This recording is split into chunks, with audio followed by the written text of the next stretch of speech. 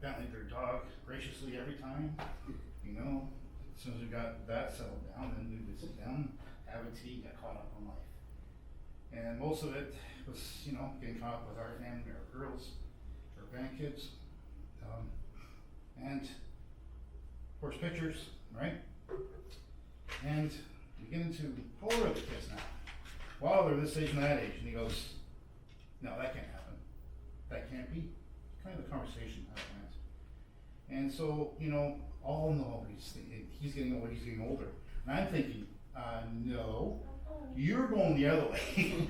Because such a remarkable man. I recall at an event at Cindy's place, I think maybe 35th wedding anniversary, and soccer ball comes out, and there is Uncle Colin, right there, like kicking the ball around with everyone, which is great. And more recently, I guess his 90th birthday, we were there, and bagpipes were playing in the background of the kitchen, and looking around, enjoying the music, and there's Uncle Colin doing vivid dance, vivid jig. Mm-hmm. You know, I remember he kind of a little dizzy, but he's, you know, but you know, he was such an inspiration for me. Always had that sparkle in his eye with a straight face, especially when he got, I mean, it wasn't the first time either. You know, at the time our daughter was moving out west, there was a conversation where my big boy Sharon was going to go, and then she would fly home. And he would say, no, she can't do that. So I went through the whole thing again. And he would say, no, she can't do that. And I'm looking at Aunt Gwen. Aunt Gwen knew what was going on. He had me. I said, well, what do you mean? He goes, well, her arms would get too tired. So, the little twinkle in his eye, you know. So it's just it's amazing. You know, I know did my best when he wasn't feeling well. I was called in advance. It was okay to see him. I remember our last meeting with our last discussion, I guess, back in June, and so we caught up in life. I knew he was having a bad day, no doubt about it. So Everett came to the rescue. I had a video of Everett. If you want later on, you want to see this video. If you want to get cheered up, by all means, come and see me. But anyway, I don't know how you feel about a 6-month-old with the greatest belly laugh ever. So all I know is when I left that day, I mean, Uncle Colin and I were both laughing. Like, it was just, I felt very good, you know, in a good place. My fondest memory, though, is, bear with me. Time Aunt Gwen, I guess, had to go out for some errands. So it was Uncle Colin and I together, and you know, we always have share a tea. This time around, we had the record player out, and we're listening to Patsy Cline. Sitting there, you know, sipping our tea, enjoying the moment, just the boys. And we wouldn't talk much between the songs, but at the end, at the first side, you know, I listen to a lot of music. It's mostly Rush or something like that, but I do like a lot of music. And I said, what? I said, what a beautiful voice. Then he wanted to tell me all about Patsy Cline, talking about her death, a few records. I think they're close to the same age, but maybe it's Shining for, I don't know. But all I know is he was brilliant, and it wasn't just about music. We would get talking about American history, and I think, I forget Wikipedia, it's like Wikipedia with him. He knew all the facts, like it's just amazing. So that memory will stick with me forever. So I'm going to close off with a bit of a poem, and so here we go. They say there is a reason. They say time will heal. Neither time or reason will change the way I feel. Honor the days we used to share, but in my heart you'll always be there. The gates of memories will never close. Makes you more than anybody knows. Love and miss you every day till we meet again. Rest in peace, Uncle Colin, and see you on the flip side.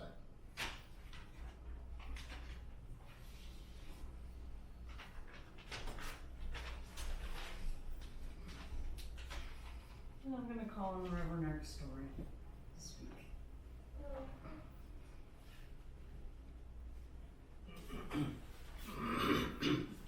If you don't mind, I'm not going to pulpit, because for the years that Colin and I were related, as he worked as a caretaker of Grace Church, we never got together at the pulpit. We got together in a flooded washroom or some place in the building where there was an emergency. And as I was thinking coming down here, one of the things that was constant for about somewhere around 10 years, I think we were talking about that, about the time we started to gather here, Colin would have already set up the coffee, and we had every day for 5 days of a week a coffee time. And there would be Colin, myself, and the secretary, the church secretary. That was the team that was on the job, and we'd take a few minutes at that time and just have a visit. And very early I discovered that we had something very much in common. One, well, he had a history, but now he was in a particular job that was not easy. But he came from the same roots as I did. My dad was a school caretaker. I knew how to clean a classroom before I even got to university. And Colin was involved with some of all of that stuff that we had at church. So we had something in common, but also he would be seen with a camera in his hand, and so would I. We had a passion for photography. The other thing was, he was artistic, really artistic, and I had just started to get into the artistic world because I was going to classes up at Georgia. So we became friends on a job. I don't know what your idea of a church is, but I'm sure a lot of people think that they open the doors on Sunday morning, everybody goes home, you close the doors, and that's it for the week. Well, I don't know what on other churches, but the one that we had a community that was coming through that building. I have no idea over the years how many people passed through that building, but they weren't all church people. They were community people. They were people with needs. They were people with concerns, and Colin was in the midst of that.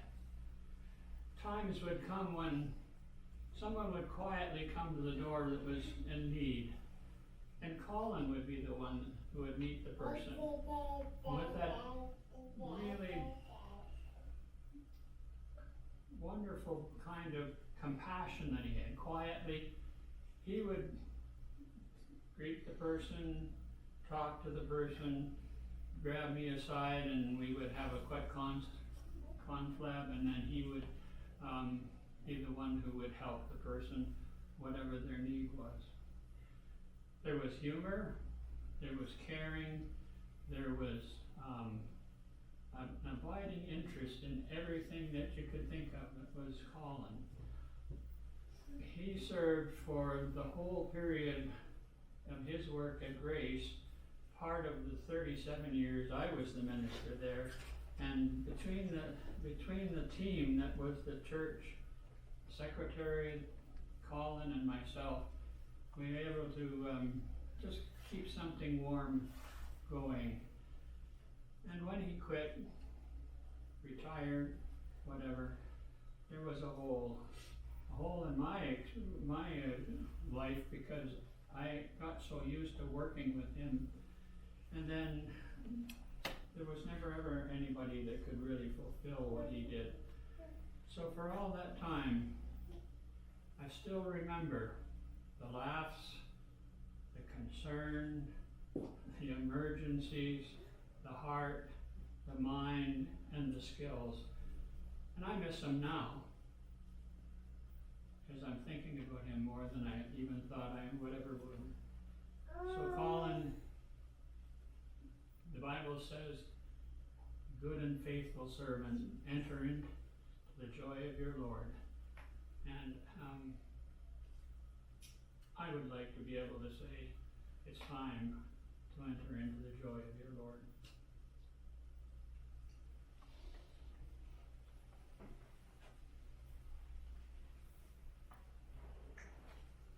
Thank you, Art. And as Art was speaking about the job that Colin did at Grace, I was realizing that continues today, and we calculate with all the user groups and folks coming through Grace that there's anywhere between 500 to 1,000 people a week that come through the doors and have various needs and of course various uses of building. So it was no small task for somebody to take on the care of that building and to continue to be polite and friendly with everyone coming through the door. So thank you for sharing that with us, Art. There's one other thing I'd like to share right now too, because Cynthia sent me some thoughts and memories about her dad, and so I'd like to share that too.